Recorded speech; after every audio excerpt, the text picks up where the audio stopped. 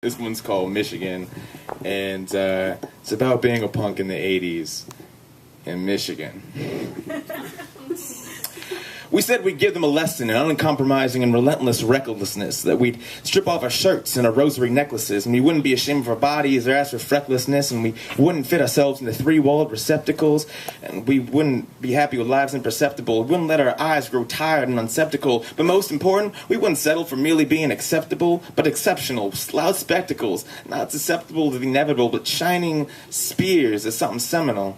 Wouldn't matter if it was criminal as long as our thoughts weren't subliminal and our seen flaws were minimal. Because, baby, back then, we were animals. Cow-flesh boots with the 10 to 10 camels, our teeth gnawed down on our parents' prepaid enamel, kisses emblazoned with a beer breath, flammable. But look at us now, baby. Look at us now. I cover up my calf tattoos with gold toes and Oxford, sheep's one from TJ Maxx, and man, do I look awkward. I try to keep my mouth shut and hold back these locked words, but even with an outfit so normal, I manage to feel so absurd, like a gold-plated turd, or a mockingbird mocking a roadkill pigeon with just a smidgen of ketchup on the corner of its beak, and it's so frustrating.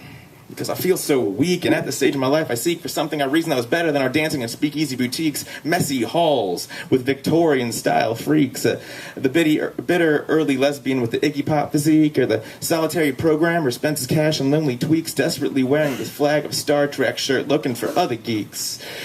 Not that we were any cooler. We shouldn't let that side shriek. Because we were just meek freaks with mystique in a bleak bar that reeked like Mozambique. But we assumed that because we weren't bourgeoisie, that we knew something about being free.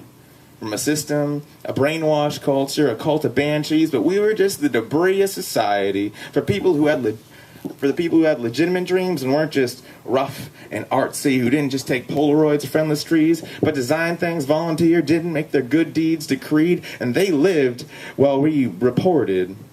And they played while we recorded. And they spoke while we just retorted. And man, our comebacks weren't that clever.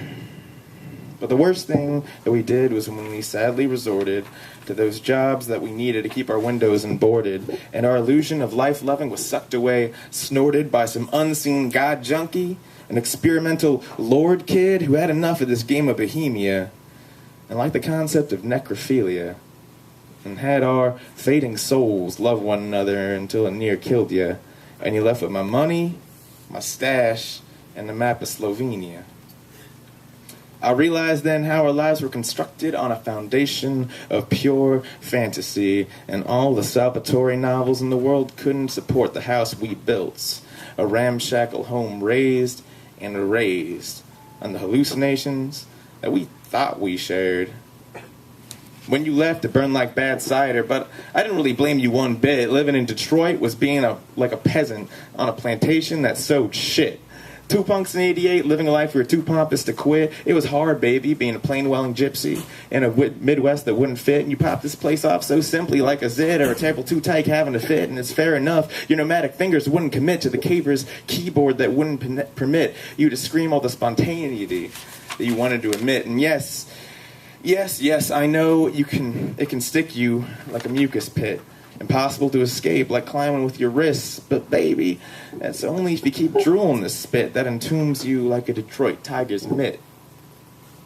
I tried to keep you from letting it happen, but you kept trying to make the noise of one hand clapping, deafening your eardrums with the percussion of your own frustrations and calculating your future and the beat of your own underestimations. And it hurt to watch you gnaw on your own feathers.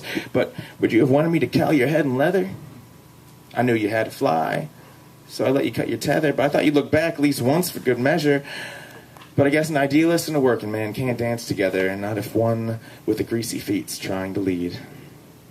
I don't know where you are now, baby, but I hope you're domestic.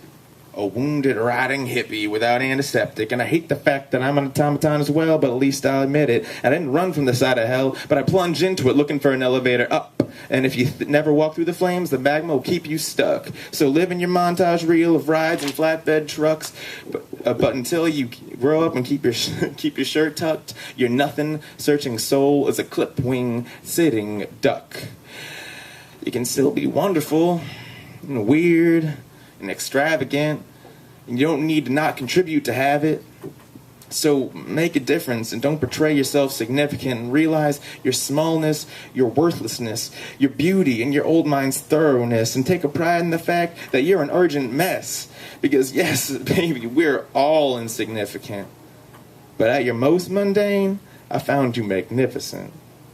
And if you ever think you'd like to have a human's life again, or make up for narcissistic sins, or consider having a wiser next of kin, I could really use you back in Michigan.